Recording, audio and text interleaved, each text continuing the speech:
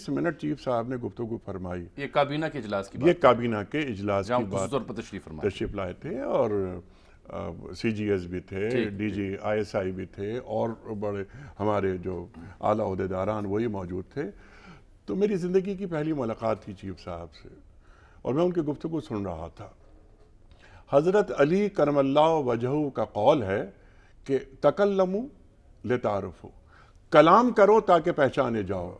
شامی صاحب، یہ پروگرام آپ کا لائیو جاتا ہے، اور میں صرف ایک بات یہاں کہنا چاہوں گا. جس دن میں نے یہ گفتگو سنی چیف صاحب کی، اس رات میں سکون کی نیند سویا. اللہ، ایک کمٹمنٹ ہوتا ہے، دو چیزیں ہیں، ایک آپ کی سنسیریٹی، دوسری کیپیبلٹی. یعنی جو میرا خیال ہے کہ مجھ میں اخلاص ہے یا نہیں، جو صلاحیت ہے کہ نہیں، دوسری کیپیبلٹی، صلاحیت. میرے اندر بہت اخلاص ہے، لیکن کیا مجھ میں اللہ تعالیٰ نے وہ صلاحیت رکھی ہے کہ میں ان مسائل کا خاتمہ کر دوں؟ میں نے چیف صاحب میں، اپنے پرائم منسٹر میں یہ خوبیاں دیکھی. کاکڑ صاحب، ہی از اے ویل ریڈ پرسن، ایک کتاب روزانہ پڑھتے ہیں. میں بڑا حیران ہوا، اقبال کو گھول کے پی لیا ہے، اور صرف اردو والا اقبال نہیں، فارسی والا اقبال، جو میرے لیے ایک حیرانی کا سبب تھا. آپ جانتے ہیں کہ اقبال سے ہمیں عشق ہے، بس. تو ایک ویژن ہوتا ہے. آپ نے جناب چیف کا ذکر کر لیا، جناب نگران وزیر اعظم کا ذکر کر لیا. وہ کابینہ بھی، اس کے پلے بھی کچھ ہے یا نہیں؟ ایک تو ہیرا ہمارے سامنے بیٹھا ہوا ہے نا. نہیں، یہ تو خیر بڑی آپ کی محبت. دیکھیے، کابینہ انتہائی باصلاحیت افراد پر مشتمل ہے. میں آپ کی خدمت میں ذرا واضح کرتا ہوں. جو کابینہ کے افراد موجود ہوتے ہیں اور موجود ہیں، آپ ان کا پورا ماضی اٹھا کے دیکھ لیجئے. انہوں نے اس مملکت کی خدمت کے لیے ہمہ تن جد و جہد کی ہے. نمبر 1، کسی پر انگلی نہیں اٹھائی جا سکتی، وہ جلیل عباس جیلانی ہوں، وہ شمشاد اختر ہوں، وہ گوہر اعجاز ہوں، آپ کسی کا بھی نام لے لیجئے. پہلی بات. دوسری بات وہی جو میں نے ابھی عرض کیا تھا کہ سنسیریٹی اور کیپیبلٹی. جو ہمارے دوست برادر اسلامی ممالک ہیں، ان کے ساتھ ظاہری بات آپ کی وزارت کی براہ راست ہینڈلنگ ہے. جی. ایک خبر تو یہ ہے کہ وہاں سے بھاری سرمایہ کاری آ رہی ہے، لیکن اس کی تصدیق تو ہو ہی چکی. میں اس سے پہلے لے جانا چاہ رہا ہوں. جی سر. کچھ عرصہ پہلے تک یہ اطلاع تھی کہ سعودی عرب تک سے ہمارے جو معاملات ہیں، جو تعلقات ہیں، ان میں کوئی گڑبڑ ہو چکی تھی. کوئی اس میں کوئی گیپ آ چکا ہوا تھا، کوئی غلط فہمی یا کوئی شکایات پیدا ہو چکی تھی. جی. شاید ماضی کی حکومت کی وجہ سے یا کسی اور کی وجہ سے. ایک تو اس کی تصدیق کریں، اور کیا وہ گیپ اور تعلق ٹھیک ہو چکا ہے؟ دیکھیے جامی، جو ماضی کی بات ہے میں اس پر بات نہیں کرنا چاہتا، لیکن being a member of federal cabinet میری کچھ ملاقاتیں ہوئیں، اور جو سعودی سفیر ہیں پاکستان میں محترم نواف مالکی صاحب، ان سے میری الحمدللہ کافی قربت ہے.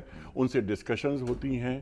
اس قسم کا کوئی مسٹرسٹ یا ٹرسٹ ڈیفیسٹ کہیں نہیں پایا جاتا.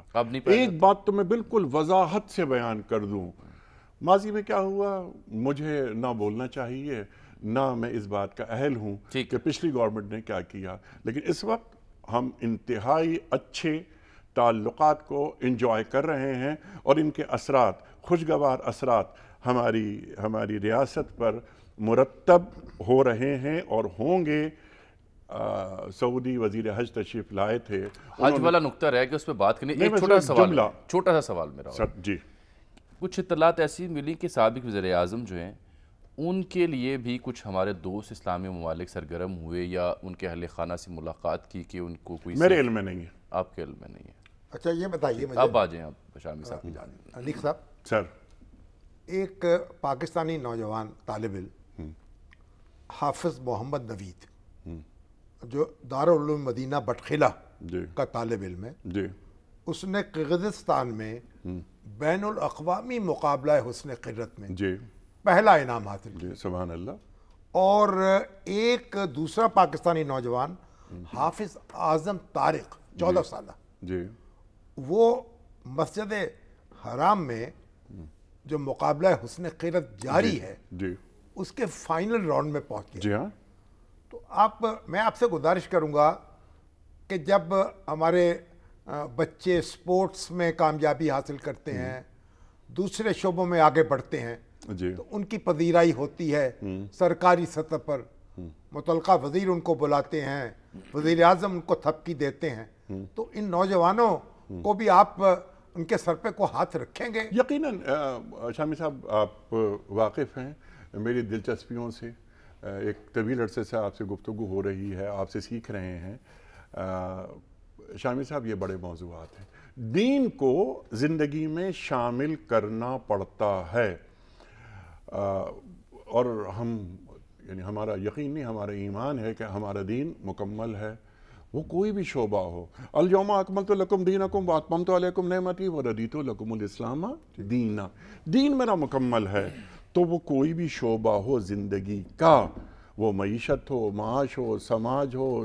سیاست ہو، ثقافت ہو، سب دین کے پیراڈائم میں سب کو شامل کیا جاتا ہے۔ ہمارا کینوس بہت بڑا ہے۔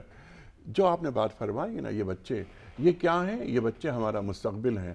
کسی بھی قوم کے مستقبل کو دیکھنا ہو تو اس ملک کے نوجوانوں کا حال دیکھ لیا جائے۔ آج بڑے بڑے مسائل ہیں ہمارے سامنے، ایتھیزم کا بڑا مسئلہ ہے، الحاد کو پھیلایا جا رہا ہے، آج دین اور آرٹیفیشل انٹیلیجنس سامنے آ رہا ہے، آج LGBT، ٹرانسجینڈر، یہ بڑے موضوعات ہیں۔ آج میرے اور آپ کے بچے سوالات ہم سے کرتے ہیں، یعنی ہمارے گھروں کے بچے جو ایک دینی ماحول میں پلے بڑھے ہیں، ان کی گرومنگ ہوئی ہے کہ جناب والا ایمانیات کا اپنا ایک مسئلہ ہے، لیکن نئے سوالات، ان کے جوابات ہم نے منسٹری میں ریسرچ ڈپارٹمنٹ کی میٹنگ بلا کر نئے ٹاپکس پر لکھوانا شروع کر دیا ہے